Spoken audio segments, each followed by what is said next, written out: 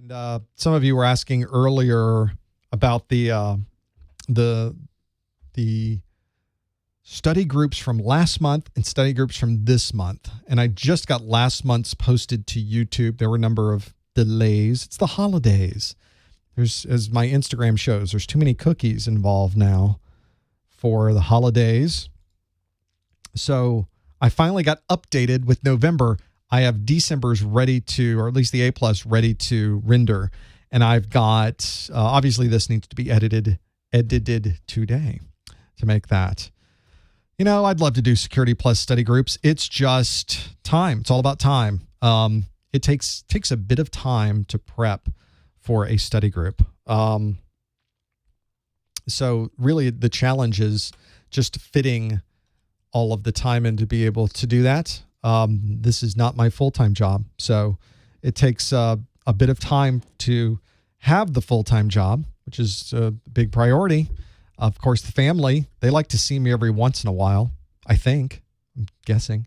And then there's this. I like to keep more content doing that as well. So I'm trying to find ways to make a security. I have plans. I have mind maps of not only Security Plus, but other live things that we would be able to do that I'm just not able to do because of laws of physics. I don't do a Windows 7 study group. Currently, the only study groups I do are A+ and Network Plus. I don't do any of those others, but I'd love to. We did that kind of fun unboxing, sort of pseudo unboxing, ad hoc unboxing, poorly produced unboxing last month. That was kind of fun. Love to do more of those, but really have cameras and do it properly, and instead of me fumbling around and moving cameras and trying to make things work in here, it becomes a bit of a challenge. Let's see, do we have anybody else who ever called? I did not. I had somebody who's that 704. I guess you just decided to listen in since it wouldn't work on the phone line. Hopefully you're not listening in on the 855 number, since that one uses money. It's for my Skype people Skyping in. Pretty useful. I've got, is it still football? Is football still what's going on? I don't leave this room. So, and I don't have a television cable connection in here. Thanks, Diane, with the study guide. Thanks. I'm glad you like that. It took a bit of time to put that together, but I just went through every video. I just took everything out of it and stuck it in there. Very good. Yeah, the mic's very directional. This is a Heil PR40. So when I move off mic, you do not hear it. I have these down beneath here. I don't have my camera on that shows the rest of the studio today because it's a mess, because the holidays are upon us, and it is now the rest of the house looks nice for guests. My studio, however, has everything that normally would be in the rest of the house. It's the adult version of shoving your clothes under your bed, is how the rest of my studio looks. Looks normal to you. This is the normal backdrop. It's just outside the scope of this that you can't see anything else. Yeah, my Rubik's Cube, that's the electronic version that's not turned on. So yeah, it looks like it's all white, but it lights up and doesn't move. You touch your finger on it, it moves back and forth. That's what that is. So not really a cheater, because it's difficult.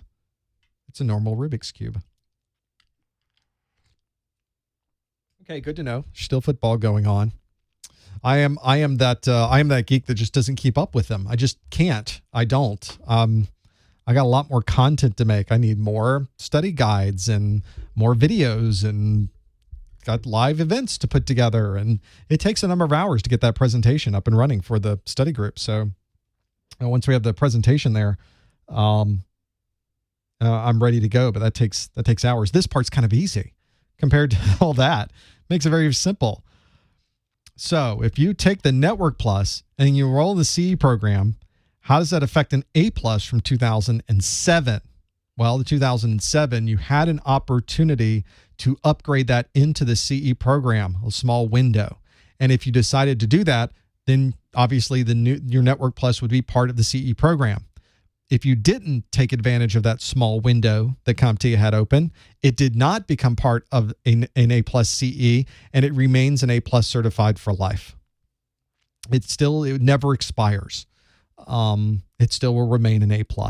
So the real question you might say is, well, wait, if it's certified for life, why would you convert it to be renewal that it would expire in 3 years? Have you lost your mind?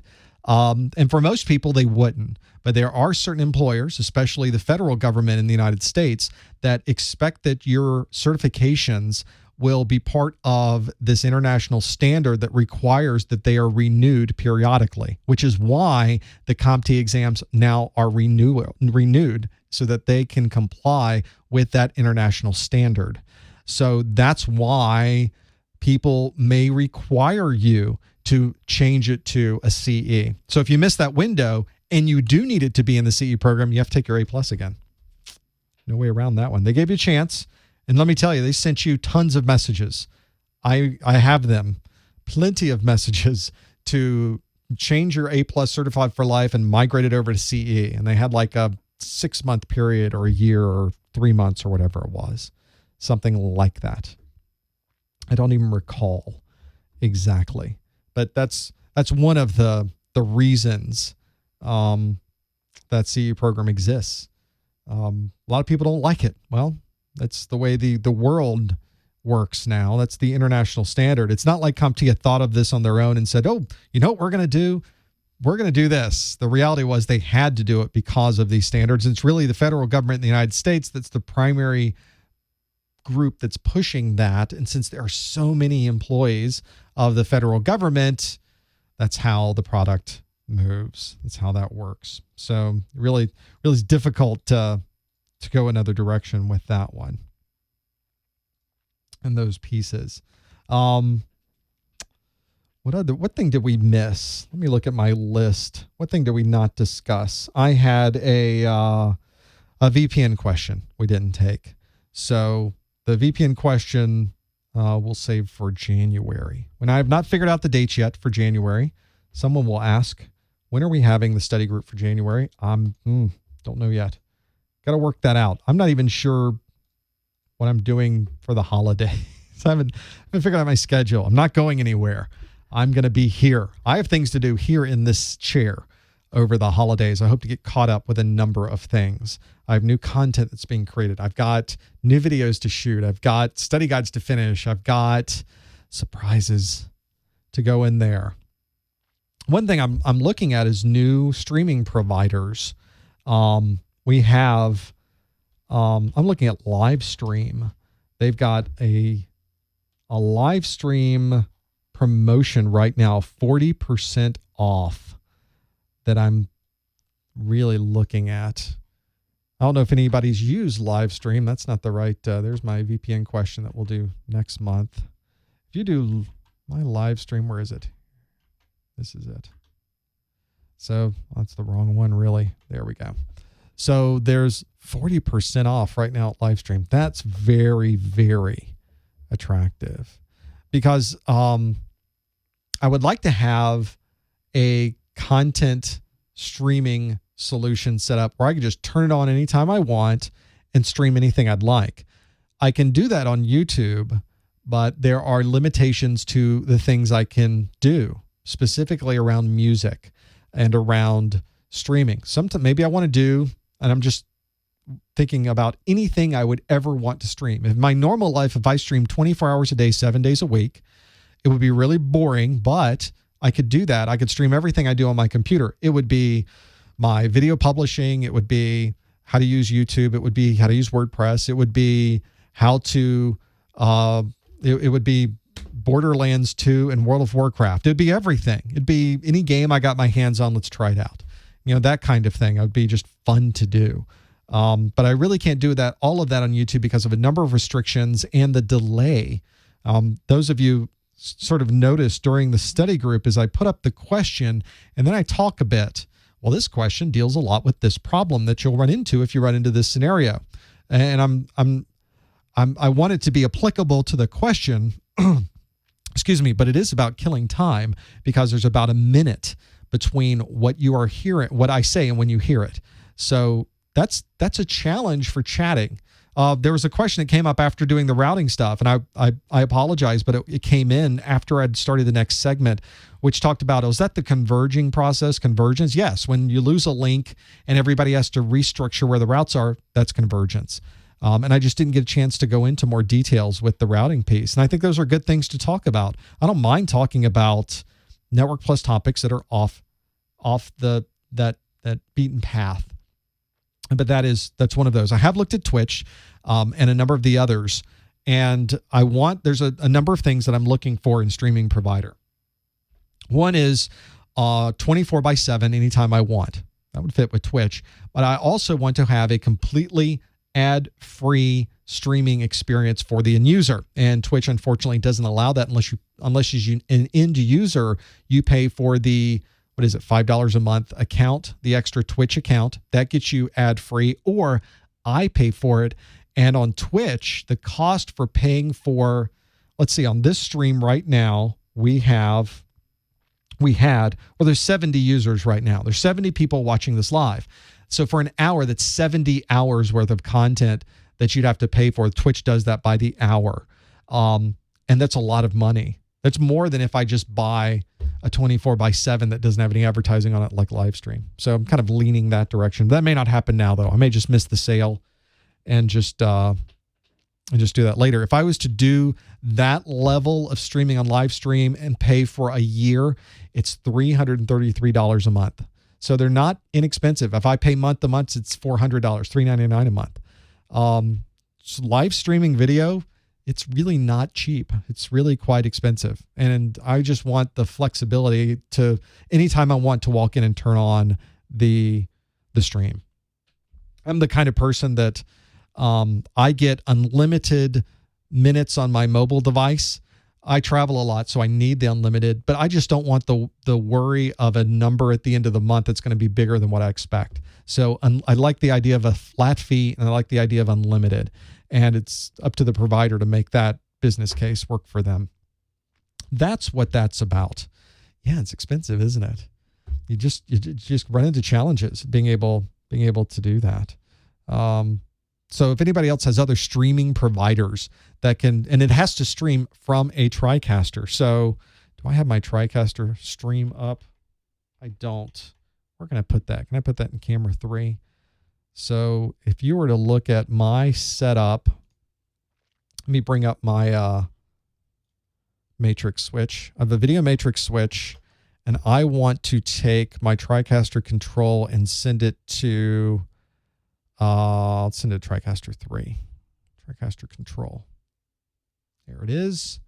And now I can go to camera 3. So that's what I see. So it has to work with this to be able to make that work. So this is the TriCaster front end, and it's the one that everything is switched from.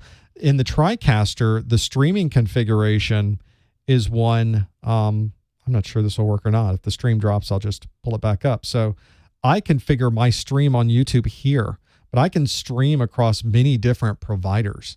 And there's built-in providers, then you can configure it differently for other providers as well. So there's plenty of ways to make this work with other providers. I could even configure up my own Amazon stream. You just connect to an Amazon CDN feed, and I just put up a box that plays that CDN feed on the live page. There's plenty of ways to do this, but it's all bandwidth related. That's a incremental cost to do something like that, and it's a tough business case when YouTube gives it to you for free. They give it to you for free. That's really hard to come off of that. When you have that free piece there, it makes the others like live stream. I mean, they're giving you 40% off during the holiday. That's a reason why. You need to be able to compete with that. And for me, there's reasons why I would want to do something other than YouTube. I would, of course, when we record something, regardless of what it's on, I would record it, and then of course I would save that recording. I can do this in my TriCaster. I can record a section, export it out, edit, and put it on YouTube. So it would certainly be on YouTube and available for replay. I'm not saying, drop the YouTube completely, because we have a part of the business case here is the business model is that I put these on YouTube, and there are ads there that help support the site and keep things running. So those are very valuable. Those are useful. I still plan on using those, but that's why I don't use Justin TV. That's why I don't use some of those others. That's why I don't use Google Hangouts. They have video limitations. They don't look great. I'm streaming a 720p stream, and there were about 20 of you that said, yeah, I want to run this at 720p. So I like having that 720p available. I need to adjust my cameras, though. They're looking a bit dim, a bit gray. I need to increase the saturation. But the idea is definitely get something that would be at any point in time, because I have in this studio, I have my own internet connection, so I can stream out and nothing else in my house affects that. It's all very localized. That's been working pretty well. Pretty pleased with that. Very nice. Okay, it's 1:25 local time. I'm trying to think, is there something else I may have missed on that? Make sure I'm not missing anybody on the calls. Well, we did have someone else just called in. So why not take a call from the 661 area code? What's your name? What's your question? Anthony Canty, how you doing? Hey, how are you, sir? All right, and you? Good, very good. Thanks for calling in. Happy holiday. And the same to you as well. Thank you for calling, because I cannot talk for a moment. Okay. I was watching one of your videos, and it was the HW monitor. I went to http://www.cpuid. Oh, yes. I love CPUID. Right. And I called in because I didn't know exactly which one to choose. I know they got a lot of them. There are plenty.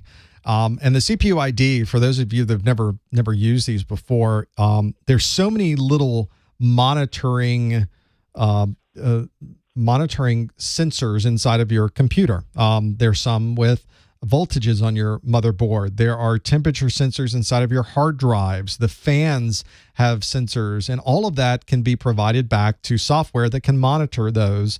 And the CPUID hardware monitor is a great free product that allows you to do that. And they have different ones. I really like the CPUID HW monitor. That's the one where it gives you the nice overview of everything that's there. They have one that is what they call their extended version that has additional capabilities called HW Monitor Pro. And HW Monitor Pro has a lot of more information that provides. It gets historical information over time. I think there's increased hardware that it looks at. But for most of us, and the one that I show on my A+ videos, the CPUID hardware monitor is the one that works best for your Windows machines. I like that one a lot. Oh, okay. And you can download it. Let's see where the download link is on here. Installation, etc. Where's the download link? Oh, there it is on the right side. So under HW Monitor, it's under cpuid.com/softwares with an S /hwmonitor.html. And on the right side is download the latest release, version 1.24. The setup executable, probably the easiest one to run. Version 1.24. Correct, sir. And if you are in if you're running Mac OS, which is what I'm running. I'm running XP. Yeah, XP is definitely the HW Monitor's one to use. And I'm trying to find what I'm using on mine. I'm using Menu Meters in Mac OS, which is also a free utility that does a similar thing, CPU, disk, memory, and network. So for those of you watching the stream and maybe you want to do the same thing in Mac OS, that's a good way to do it. Okay. Second question. Hit me. Wiring. I work for an online, a source, whereas I get assignments over the internet called Work Market. And sometimes I get these assignments where I need to go in and do a wiring and stuff like that. I just did a wiring job at Popeyes, helping someone else do this. Gotcha. Do you have a place or maybe some books or something where you can study the wiring and understand more of the process, the pull tension that what you can't do, what you can do. I know it has a lot to do with curves and Yep. The wiring and stuff. The bend radius and fiber versus copper, and Cat 6 versus Cat 5, and they are different. Exactly. Yep.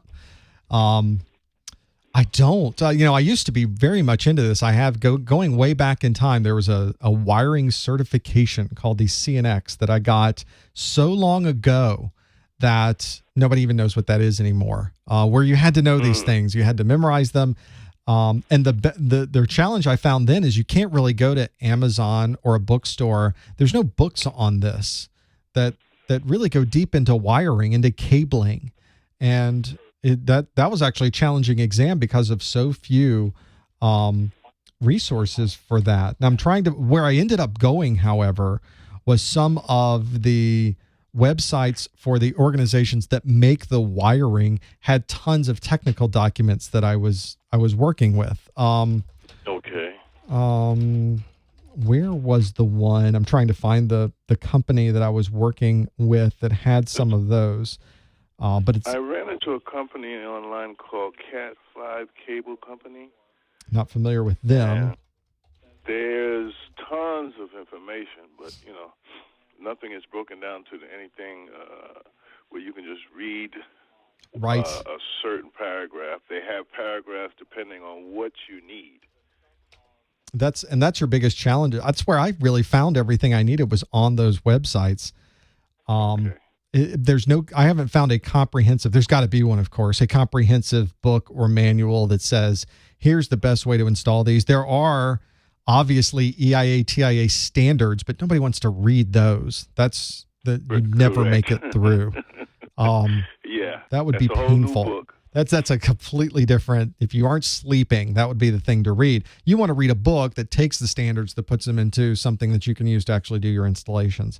And exactly. I think that's probably the best place. Let me hunt around, because I know that there are some technical documentation resources dealing specifically with copper and fiber installations that would be really, really useful to pull from. And I may even have some on a shelf somewhere at some of those that I can reference back to, and at least find the website for those. So send me an email. Hit me on Twitter, or do the contact us link at the top of the website, just to have it in my inbox. Or also on the website, if you're a member and you go to your member area, there is a help desk function in there. And that help desk function is great, because it tags it, it puts up a message for me, and we can track it. It's always there and accessible later. That's another good way to get in touch with me. And that way I can find it and put it in there. And maybe next month we'll talk about what we found on the study group. Okay, sounds good. Also, too, I have a website, ANDZ computerrepair.com, and I have you advertise on the website there. I hope it's okay. Oh, absolutely. More the merrier. And let's make sure we get that domain name here so that everybody knows what that is. Can you spell that out for me again? ANDZ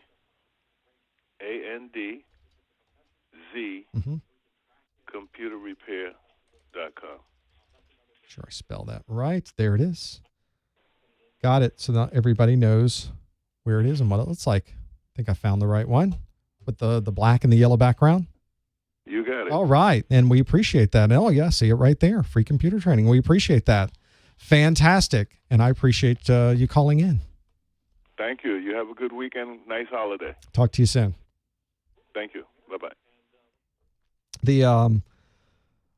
That's the way that most of this works on the internet, is everybody talking about it. And I appreciate all of that. In fact, it's links from third-party sites that help the most. Well, we could probably do an entire study group just on search engine optimization, and finding ways to increase your visibility on the internet. And linking, to me, is, I can't even explain how important that is and how useful that is. So I appreciate it. Thank you so much for that. Okay.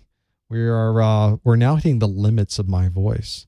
So this is probably a good time to shut down the feed and call it a month. I appreciate everybody joining us. We will do another A+ and Network Plus study group in January. Keep checking professormesser.com/calendar. I tend to advertise a week beforehand on Twitter, Google Plus, and Facebook, and with messages at the top of the website.